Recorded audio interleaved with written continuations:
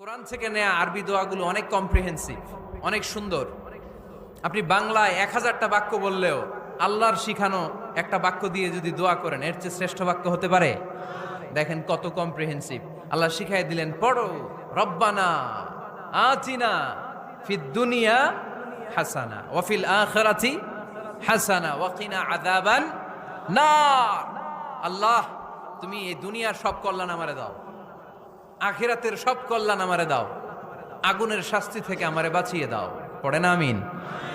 তো আপনি দুনিয়ার সব কল্যাণ নিলেন, আখিরাতেরও নিলেন, গাছেরটাও খাইলেন, তলারটাও কুড়াইলেন, রাখলেন কি? সবই তো চাইছেন। এই দোয়াটার মধ্যে দুনিয়ার কোনো দোয়া বাকি আছে? কথা বলেন।